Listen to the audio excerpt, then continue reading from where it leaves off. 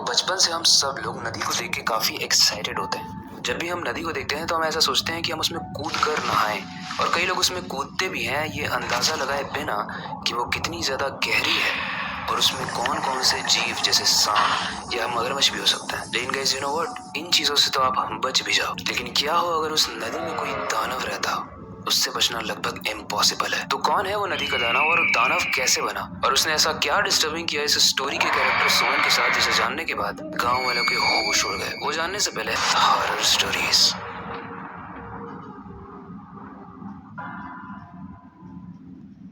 कोटा के पास एक गांव था, भरतपुर, जहां से एक छोटी सी नदी बहती थी। लोग कहते थे वो नदी श्रापित है, इसलिए उसका नाम ही काली नदी रख दिया गया। गांव वालों की कहानियों के हिसाब से नदी के अंदर एक श्रापित दानव रहता था। बट अभी मैं आपको वो इंसिडेंट बताने जा रहा हूँ जिसे स्टोरी के सुमन के साथ हुआ। और वो दानव उस नदी में आने वाले हर व्यक्ति को मार डालता था। लेकिन वो ऐसा क्यों करता था वो मैं स्टोरी के एंड में बताऊंगा। सुमन एक नौजवान लड़की जो रिसेंटली अपने परिवार वालों के साथ उस गाँव में आई थी। उसके आने का रीजन ये था कि उस गाँव में उसकी नानी अकेले रहती थी और उनका देखभाल करने के लिए उसकी फैमिली काफी दिनों से दूर थी। जिसके बाद वो डिसाइड करते हैं कि कुछ दिनों तक वो अपनी नानी के साथ ही रहेंगे। सुमन अक्सर उस नदी के पास जाया करती थी, पीस को एंजॉय करने के लिए, कभी कपड़ों को धोने के लिए और कभी कभी तो बस ऐसे ही बैठने के लिए, ताकि वो ठंडी हवा खा ले। लेकिन कई बार शाम को उसे ऐसा फील होता था जैसे उस नदी से कुछ है जो उसको अट्रैक्ट कर रहा है उसकी तरफ, कुछ बुला रहा है उसको अपनी तरफ। लेकिन क्या था उसे नहीं पता था, क्योंकि वो एक इनविजिबल सा फील हो रहा था, उसे दिख नहीं रहा था कुछ भी। एक रात वो फैसला करती है कि अगले दिन वो अपने दोस्तों के साथ उस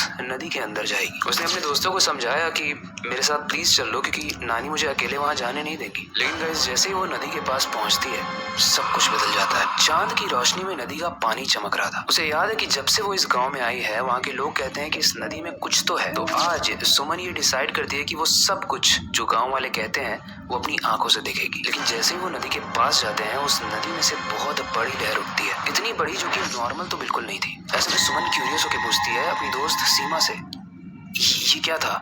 सीमा खुद डर चुकी थी, उसका चेहरा एकदम पीला पड़ चुका था। वो काफी घबराते हुए कहती है, सुमन हमें यहाँ से तुरंत भाग जाना चाहिए। सुमन एक गहरी सांस लेती है और अपने पैरों को आगे बढ़ाती है। लेकिन तभी उस नदी में से जो आवाज आ रही थी बहुत तेज, वो शांत हो जाती है और अचानक से एक ठंडी सी हवा चलने लगती है उनके पास। लेकिन जब तक वो इस चीज को रजिस्टर कर पाते कि ये सब क्या हो रहा है उनके साथ, एक बड़ा सा साया उन्हें दिखता है। सुमन अपने डर को छुपाती है और उन सारी चीजों को इग्नोर करने की कोशिश करती है जो भी वो अपना आंखों से देख रही थी, ये सोच के कि शायद ये सब रियल नहीं है। लेकिन वो कितना भी इग्नोर कर ले, वो ठंडी हवा बढ़ती गई और वो साया भी उसके करीब आता गया।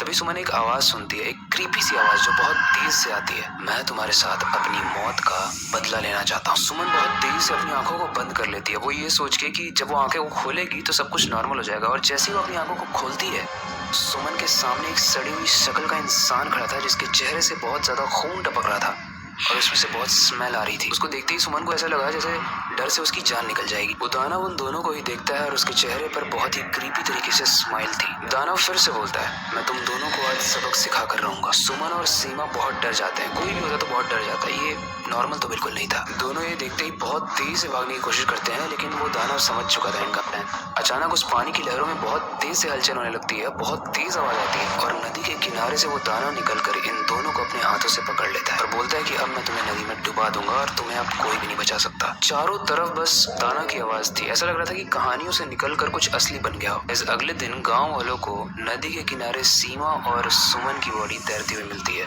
जो कि डेड थी। गांव वालों का ये मानना है कि उस दानव के साथ साथ सीमा और सुमन भी एक भूत बन चुकी हैं और नदी के पास से उनकी भी आवाजें रात में आती है। जब पुलिस ने आके इन्वेस्टिगेशन किया और पूछा कि यहाँ पे ये सब हो क्यों रहा है, तो उस गांव के सरपंच ने उस दानव की कहानी सुनाई। दरअसल राजू नाम का एक मजदूर इस गांव में रहने आया था, काफी दूर से। उसके पास कोई नौकरी नहीं थी, ढंग के कपड़े नहीं थे, लेकिन चैन से नहाने के लिए वो उस नदी में गया था। रास्ते में जाते वक्त उसे कुछ लोग मिलते हैं जो उसके कपड़े को और उसका हुलिया देखकर हंसने लगते हैं। वो ये सारी चीजें इग्नोर करता है क्योंकि वो ऑलरेडी सैड था। वो बस नदी में नहाना चाहता है और अकेले एंजॉय करना चाहता है क्योंकि और कोई उसका दोस्त था नहीं। वो जैसे ही नदी में पहुंचता है, ये लोग जो उसका मजाक उड़ा रहे थे ये भी वहां पे आ जाते हैं। लेकिन ये जाने बिना कि नदी कितनी गहरी है, राजू उस नदी में कूद जाता है और जब वो डूब रहा होता है वो हेल्प के लिए चिल्लाता है, लेकिन ये सारे लोग उसे देखकर उसका मजाक उड़ा रहे होते हैं, उस पर हंस रहे होते हैं और बोलते हैं कि कितनी गंदी एक्टिंग कर रहा है डूबने की। एंड गाइस देखते ही देखते वो राजू डूब जाता है और यही रीजन है कि वो आज भी वहाँ पर एक दानव, एक भूत या अपने हिसाब से लोग उसका अपना अपना नाम देने लगते हैं। एंड गाइस यही रीजन है कि वो आज भी उस नदी में आत्मा बनकर सारे लोगों से बदला लेता है।